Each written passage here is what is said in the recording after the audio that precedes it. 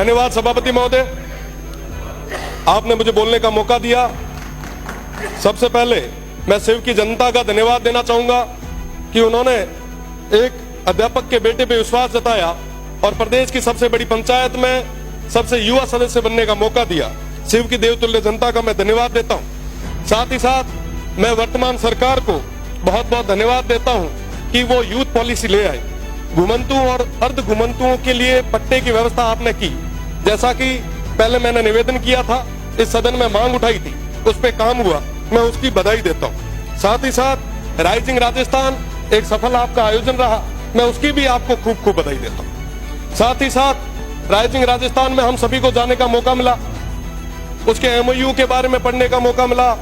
रोज अखबारों में बहुत बड़ी बड़ी बातें उसको लेके लिखी जाती थी।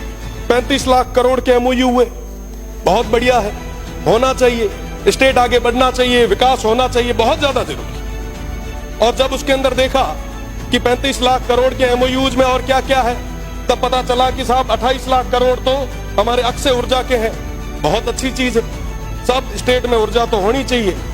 अगर आप वेस्टर्न राजस्थान से ऊर्जा उत्पादित कर रहे हो, ये तो वाकई बहुत बड़ी चीज है, मैं इसके लिए धन्यवाद देता हूं। पर साहब इसकी कीमत कौन चुका रहा है? इसकी कीमत आज के समय में वो सीमांत के लोग चुका रहे हैं। उस अक्षय ऊर्जा के नाम पे आप जितनी भी बिजली जनरेट कर रहे हो, आप बताएं कि इस स्टेट को क्या मिल रहा है उसके बदले।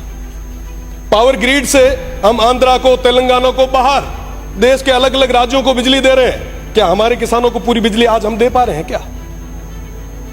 पेल घर में ना जिका चीज जरूरत है उरी तो पूर्ति आप कराओ।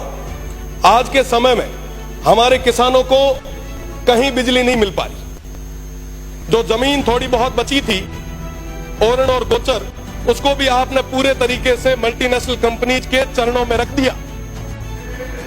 आज पूरे किसान बहुत ज्यादा परेशान, पर उनकी बात कोई नहीं कर।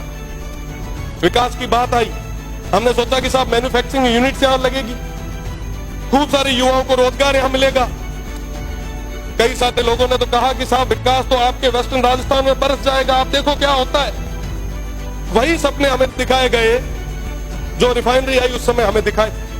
हमें कहा गया साहब ये आने वाले समय में दुबई बनेगा, जैसे शेखों के पास में रोल्स रॉयस की गाड़ी है वैसी आपके पास भी होगी।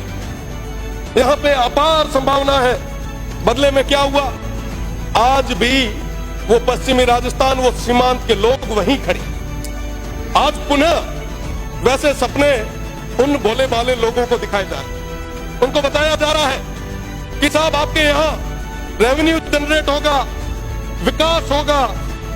साहब सौर ऊर्जा का जो एक प्लांट लगता है ना, लगने के बाद में 2 गार्ड के अलावा तीसरा आदमी नहीं लगता। और रही बात दूसरी, पहले वो प्लेट साफ करने के लिए एक आधा कोई आदमी लगाया करते थे, आजकल तो उसका भी रोबोट आ गया।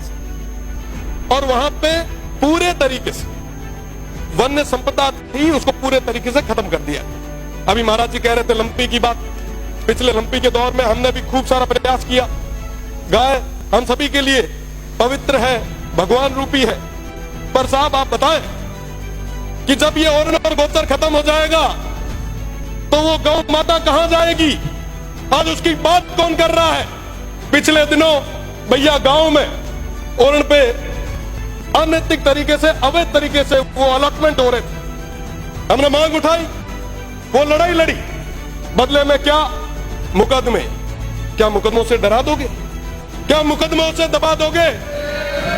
मैं आपको कहना चाहूंगा कि वाकई अगर आप चाहते हो, वाकई अगर आप युवाओं के साथ हो, वाकई आप अगर किसानों के साथ हो, मैं आपसे निवेदन करना चाहूंगा कि आप 70% अनस्किल्ड और सेमी स्किल्ड में प्राइवेट जॉब्स में रिजर्वेशन लाए और कहें कि साहब जहां पे ये काम हो रहा है वहां के युवाओं को हम वरीयता देंगे।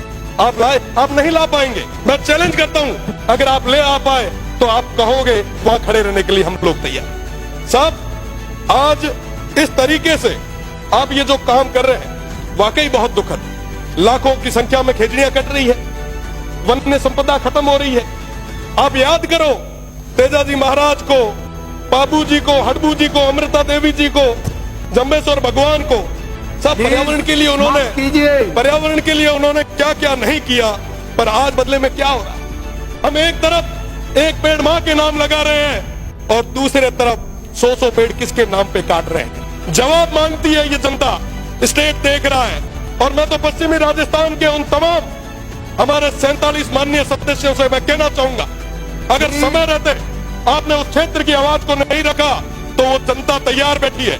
ये 1 साल निकल गया, 4 साल निकल जाएंगे, पता नहीं चलेगा। साहब उन लोगों के लिए, उन सीमांत के लोगों के लिए अगर कुछ भला कर सको तो कर लो, इससे बड़ा कोई मौका नहीं आना है। आप जिस सौर ऊर्जा की बात कर रहे हो, आप जिस विंड की बात कर रहे हो, मैं बताना चाहूंगा वो विंड जहां लगता है आसपास के 500 मीटर उस परिधि में कोई भी इंसान और आने वाली पीढ़ी वो सुन नहीं पाएगी। ये स्थितियां उस क्षेत्र में पैदा होने वाली है। साथ बात करनी होगी। मैं तो निवेदन करूंगा सभापति जी से कि आप नहीं होगा। माननीय सभापति महोदय, हाँ?